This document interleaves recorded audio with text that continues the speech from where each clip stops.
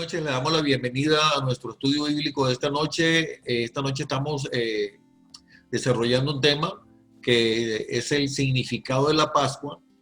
El momento que estamos grabando este video son las 9:52 de la noche aquí en la hora del este de los Estados Unidos, hora Miami.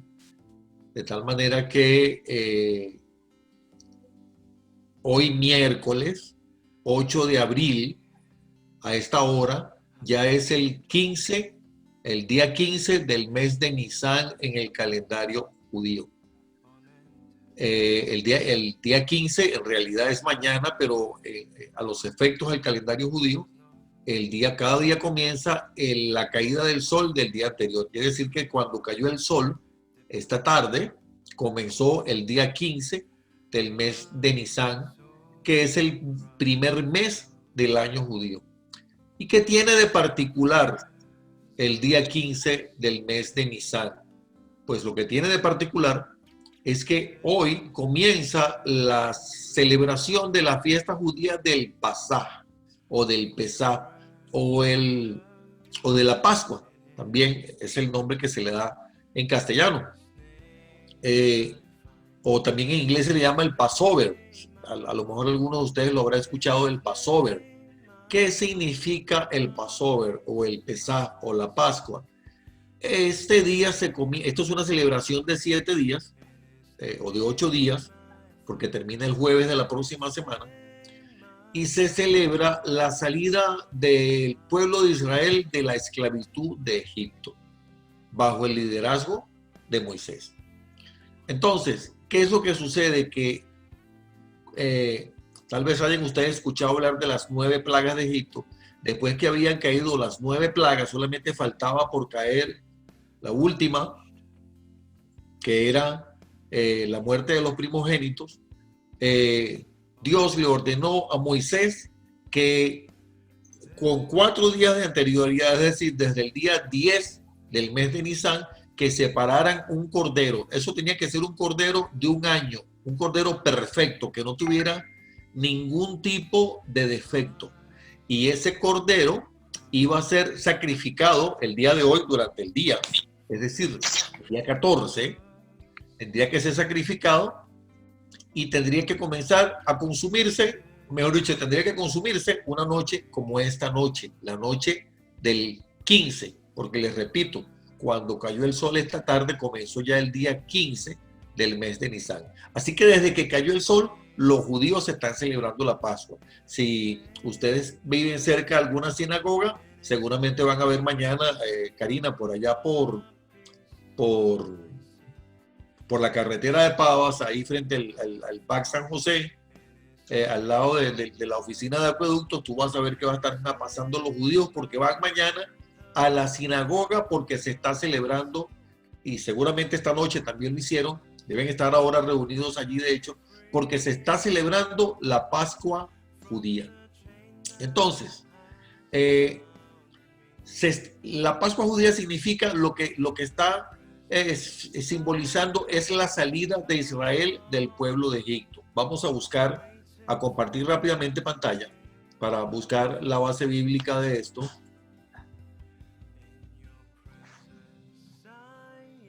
Entonces, vamos a ampliar un poquito acá. Significado de la Pascua. La Pascua, la palabra Pascua significa saltar, salto o pasar por alto. En hebreo, Pesaj. Y Dios instituye la fiesta de la Pascua en el libro de Éxodo, capítulo 12. Repito, el significado, el origen de la palabra Pascua, Pesaj, que significa saltar o pasar por alto. ¿Por qué? ¿Por qué es saltar? ¿Por qué estamos celebrando un salto hoy? Vamos a verlo. Dice Éxodo, no es capítulo 1, es capítulo 12. Éxodo capítulo 12, verso 3. Dios le dice a Moisés: hablad a toda la congregación diciendo, en el 10 de este mes, tómese cada uno un cordero según las familias de los padres, un cordero por familia. El animal será sin defecto, macho de 1 año. Lo tomaréis de las ovejas o las cabras y lo guardaréis hasta el día 14 de este mes, y lo inmolará toda la congregación del pueblo de Israel entre las 2 tardes.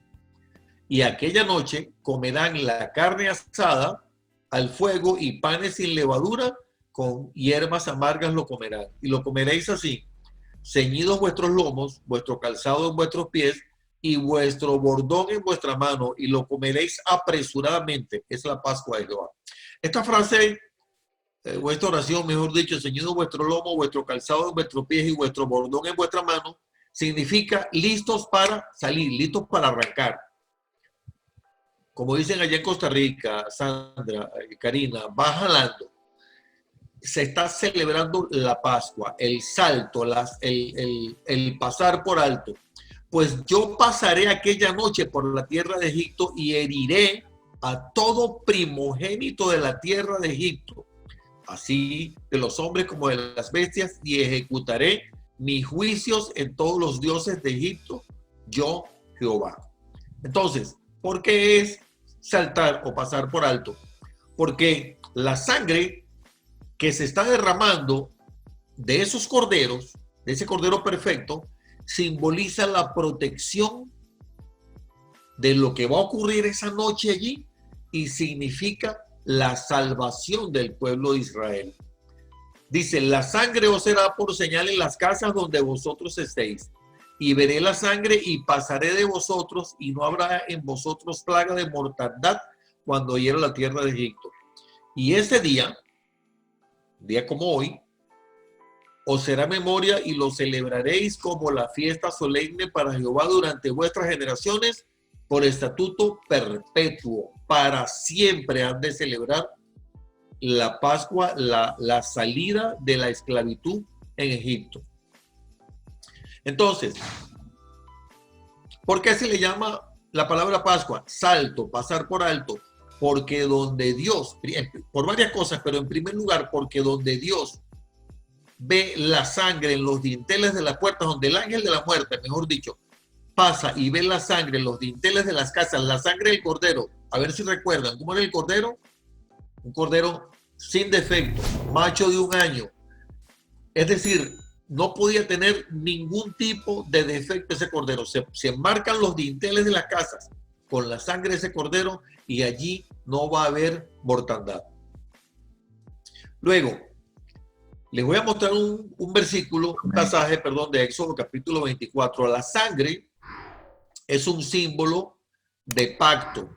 Cuando Moisés sube al monte y trae los mandamientos y el pacto que lo trae escrito en tablas, perdón, en piedras, se sacrificaron corderos, se esparció la sangre de esos corderos, dice, y Moisés tomó la mitad de la sangre, yo estoy hablando del pueblo de Israel en el desierto, ¿ok? Y la puso en tazones y esparció la otra mitad de la sangre sobre el altar. Esto es, ya está hablando de cuando ellos estaban en el desierto y ya habían construido el tabernáculo. Recordemos, como se lo he dicho en otras oportunidades, que el tabernáculo es el lugar donde está la presencia de Dios. Entonces, se sacrifica, se puso la mitad de la sangre, se tomó la mitad de la sangre, la otra la puso en tazones y esparció la otra mitad, no quise decir se bebió, tomó la mitad de la sangre y la puso en tazones, perdón, y esparció la otra mitad sobre el altar. Y tomó el libro del pacto, es decir, los mandamientos, y lo leyó a oídos del pueblo, el cual dijo, haremos todas las cosas que Jehová ha dicho y obedeceremos. Entonces Moisés tomó la sangre y roció sobre el pueblo y dijo, he aquí la sangre del pacto que Jehová ha hecho con vosotros sobre todas estas cosas. Tal vez Sandra se esté acordando de que en estos días estábamos hablando del pacto que hace Moisés, Dios con Abraham, porque hay un derramamiento de sangre para simbolizar el pacto. Y yo también le dije este día que Dios hace pacto con nosotros, pero que el hombre, me perdonan los que creen lo contrario, no, yo no pretendo polemizar sobre este tema, expreso lo que yo entiendo de la Biblia, a la luz de la Biblia solamente, que Dios pacta, es decir, el hombre puede pactar con Dios, pero no unilateralmente. El pacto tiene que partir de Dios. El pacto tiene que ser una iniciativa de Dios. Entonces, aquí Dios está pactando con el pueblo de Israel y ese pacto se está sellando porque Dios le da la instrucción a Moisés de que riegue la sangre del pacto y se está haciendo un pacto y hay un pacto en el que Dios se compromete a protegerlos a ellos, a bendecirlos, y ellos se están comprometiendo que cuál es la parte de ellos. Dice, haremos todas las cosas que Jehová ha dicho y obedeceremos. En el pacto de Moisés, solamente lo traigo como comentario, hay una parte que Dios promete que es, yo voy a bendecir a tu parentela, te voy a bendecir, te voy a dar una descendencia como las estrellas del cielo, como la arena del mar, en tus simientes serán bendecidas todas las naciones de la tierra. ¿Y qué tenía que hacer Abraham? Tenía que circuncidar a todos los varones de su casa y de su descendencia. Esa era la parte del pacto de él. Todavía se cumple en los judíos. La circuncisión como señal de pacto, como cumplimiento de pacto. Cuando el judío se circuncida, se está derramando sangre del prepucio como parte de la señal del pacto. Entonces, la sangre simboliza pacto. Y como les estaba diciendo, volviendo al tema del Pesach, se derrama la sangre del cordero y se llama Pascua, salto, primeramente porque Dios pasa por alto y no hay mortandad donde están los hogares sellados con la sangre del cordero, pero también porque ese día ellos están dando un salto de la esclavitud a la libertad. ¿Me está entendiendo? Y miren qué importante esta fecha hoy en medio de este momento de cuarentena. Y Pastor Miguel, yo después le voy a dar la palabra para que usted nos hable un poquito sobre este tema de la cuarentena. De alguna manera el número 40 tiene algún tipo de manifestación o de connotación que es importante establecer. La primera manifestación que vemos en la Biblia son los 40 días del diluvio. ¿Sí? Cuando Noé tiene el proceso del diluvio, son 40 días, y después de ese proceso entonces viene el proceso ya de otras cosas. Después vamos entonces al tiempo de la Biblia del Antiguo Testamento y encontramos, por supuesto, los 40 días del desierto que teoría pasaría Moisés con el pueblo, que después se convirtieron por los efectos de la desobediencia en 40 años, los 40 días que tuvo Moisés en el monte Sinaí, los 40 días que tuvo Goliat desafiando al pueblo de Israel hasta que David se enfrentó, los 40 días que Jonás anunció Nínive como la destrucción total, los 40 días de Jesús en el desierto. O sea, estamos hablando de procesos en los cuales Dios interviene de una manera muy particular. Pero si nos damos cuenta, todos esos procesos tienen una significación muy parecida. ¿Y cuál es? Que en ese proceso de los 40 días hay un tiempo generalmente que tiene que ver con juicio y que tiene que ver con prueba. Y es importante entenderlo. Esta manifestación, llamémoslo cuarentena, 40 días, procesos de espera prolongada, inclusive estamos hablando de que la mujer, y esto por supuesto ustedes, damas, lo saben mejor que nadie, en su proceso de gestación, la maduración total del embrión termina entre las 38 y las 40 semanas. Entonces, qué tremendo el proceso. La cuarentena del proceso de restauración, que son 40 días. Exactamente, la cuarentena, entonces el proceso del posparto también dura 40 días para que los tejidos vuelvan otra vez de alguna manera a retransformarse y tomar su manera original o la que estaba originalmente, que no es igual porque sigue habiendo un cambio. Entonces, ¿qué estamos entendiendo con los 40 días o con el proceso de los 40 o los términos alargados de un proceso? Más que una posición de aislamiento o de estancamiento, es una posición de entender que Dios está en este momento llevando a su pueblo a una nueva transformación, a un nuevo cambio, a un nuevo nivel de las cosas, en el cual entonces vamos a atender a que puede ser un tiempo de juicio para los que consideren que puede haber juicio, pero también más que todo va a ser un tiempo de prueba.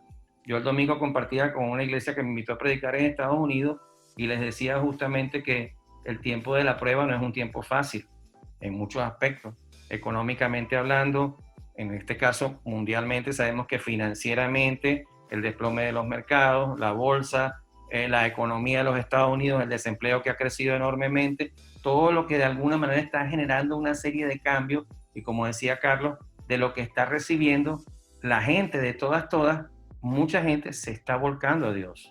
Mucha gente está atendiendo al principio de lo que es esencia. Entonces, todos estos procesos de cuarentena son procesos para cambio, pero más que todo para ser aprobados. Lo que en este momento entendamos ese proceso, vamos a saber que acercarnos nuevamente a nuestra familia de la manera que lo estamos haciendo es volvernos a reconocer nosotros mismos, es volver a entender de que salimos de una rutina de estar todo el día afuera para volvernos a ver las caras, pero de una manera diferente. Porque hoy puedo verle la cara a mi esposa, a mi esposo, a mi familia con mucha más claridad, sabiendo que Dios está en medio de nosotros. Así es, amén. Volver al diseño original en este tiempo es lo que Dios quiere, que las casas vuelvan a tener calidad, que las casas vuelvan a reencontrarse con la esencia que es Dios mismo, para poder salir aprobados de esta prueba y para que, como la Biblia dice, los dinteles de las puertas ya están marcados con la sangre del Cordero, así que no importa la plaga porque Jesucristo es el que ya venció. Y su cruz es nuestra gloria, su cruz es nuestra victoria, y en estos 40 días o el tiempo que sea necesario, saldremos aprobados porque Dios es nuestra guía. Amén. Y algo bien importante, Miguel, bueno, tú lo dijiste, pero lo amplío un poquito. Siempre analicen las cuarentenas en la Biblia y siempre después de las cuarentenas comienza algo nuevo. Así es. Bueno, cuando Jesús regresó de los 40 días en el desierto, fue cuando comenzó los milagros de una manera extraordinaria. No fue antes, fue después de la cuarentena.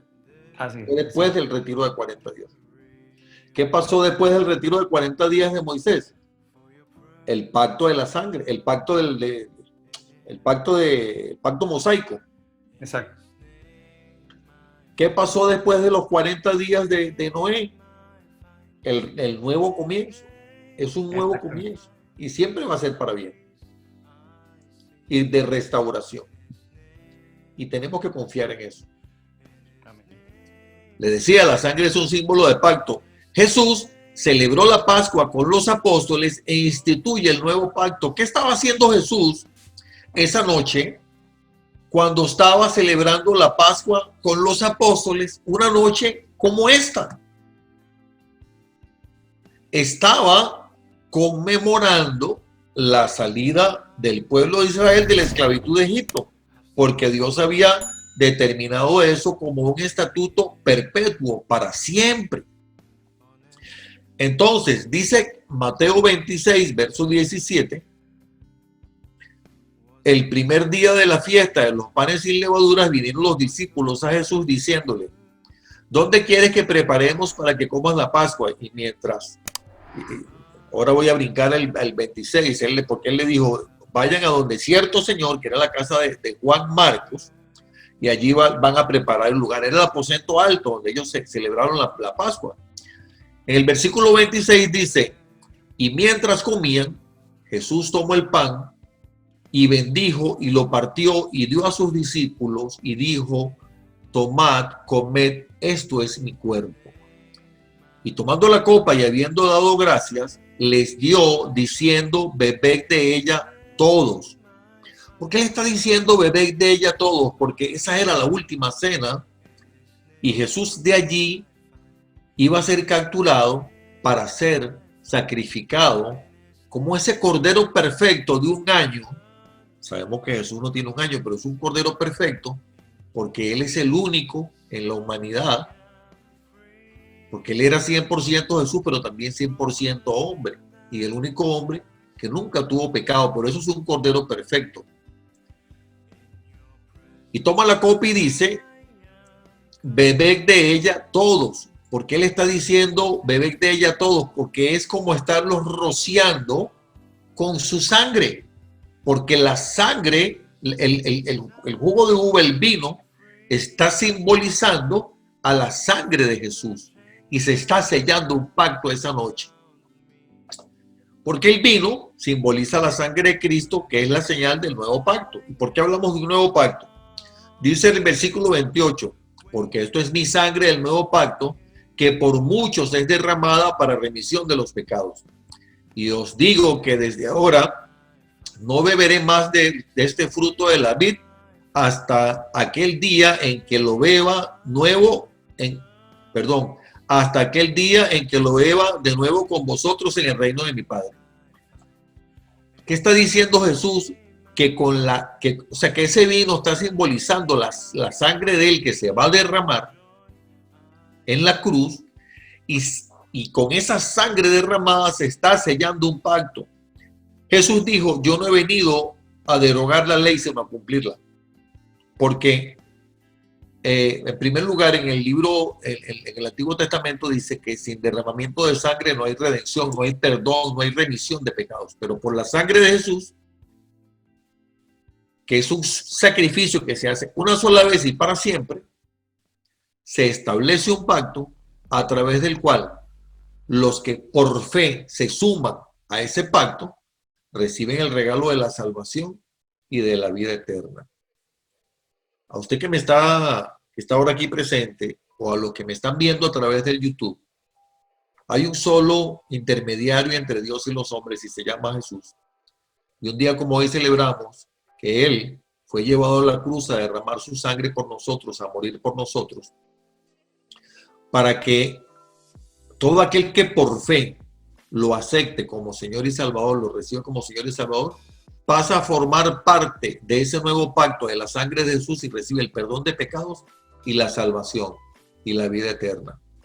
Entonces hoy el pueblo judío celebra la salida de Egipto, de la esclavitud de Egipto, pero nosotros, los creyentes, conmemoramos la muerte de Jesús, porque el Señor dijo que cuando bebamos este vino, recordemos y tomemos ese pan, recordemos la muerte de Él hasta que Él vuelva, y nos hace una promesa de que Él va a volver.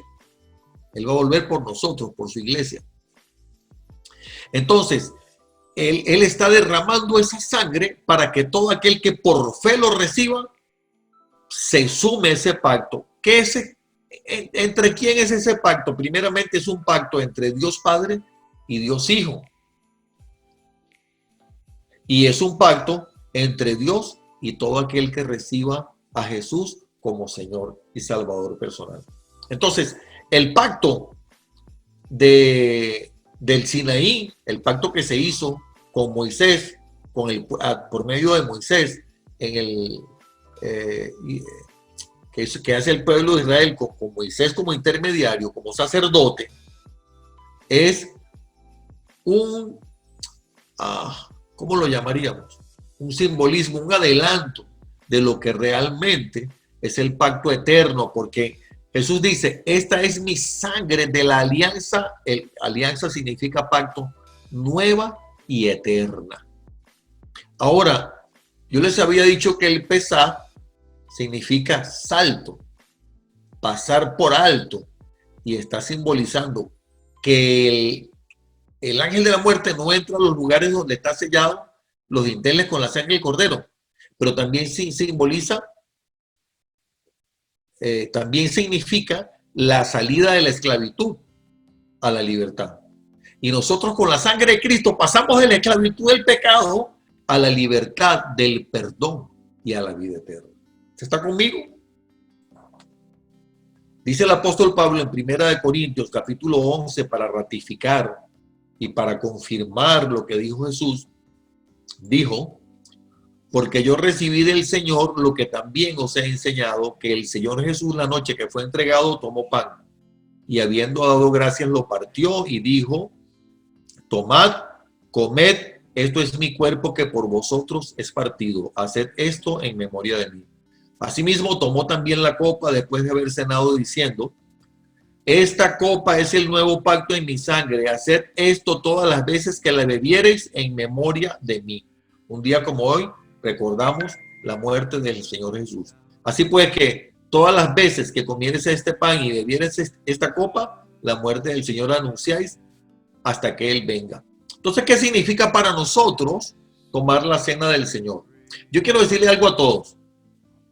Sandra, César y Mili, Karina y Giomar, su familia, el pastor Miguel Ángel allá en Argentina, y usted que me ve a través de las redes sociales, usted puede tomar la cena del Señor, eso sí, por favor, con reverencia, con respeto, no es un juego, habiendo pedido perdón por las faltas. Usted puede tomar la cena del Señor en su casa con una... si ustedes van a los supermercados, aquí en Estados Unidos, no sé en otros países, pero aquí están vendiendo ahora en esta época una cajita como de galletas que se llaman los panes ácimos, que son panes sin levadura. Yo acabo de comprar uno en el Publix, es algo que vale tal vez, en el supermercado, es algo que vale tal vez como, no sé, como $3, algo así. Y puede tomar jugo de uva, o puede tomar no tiene que ser necesariamente un pan especial. Si lo puede conseguir el pan sin levadura, pues excelente, pero si no, puede ser una galleta, un pan normal.